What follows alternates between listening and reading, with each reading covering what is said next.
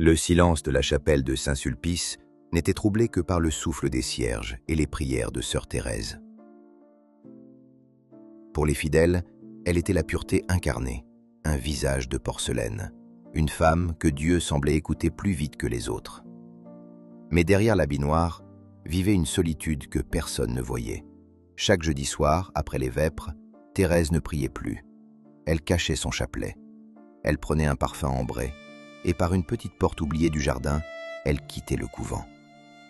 Dans une chambre d'hôtel sans nom, à la lisière de la ville, elle retrouvait Marc, un homme marié, 3 enfants, une épouse pieuse, qui venait parfois demander conseil à Thérèse elle-même. Ce soir-là, Marc n'avait plus la force d'aimer. « Je n'y arrive plus. Quand je regarde ma femme, je vois ton visage. Quand tu me parles de Dieu, je sens l'enfer. » Thérèse le serra contre elle, pas par désir, mais par fatigue d'être une image vide. Elle aimait des hommes mariés parce qu'ils étaient comme elle, enchaînés à des promesses qu'ils ne savaient plus tenir. Le lendemain matin, à la messe de l'aube, Thérèse priait à genoux. Une larme glissait sur sa joue. Les fidèles y voyaient la ferveur. Elle pleurait une odeur de peau et de tabac qui disparaissait déjà. Soudain, au fond de l'église, une femme s'effondra en sanglots. C'était l'épouse de Marc.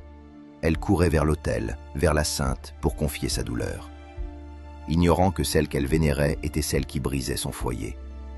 Thérèse ouvrit les bras. Elle accueillit la femme trompée contre son cœur, et dans cette étreinte, elle comprit son châtiment. Elle était condamnée à consoler les blessures qu'elle affligeait elle-même, car le plus grand mensonge n'est pas celui que l'on dit aux autres, mais celui que l'on finit par croire pour ne pas mourir de honte.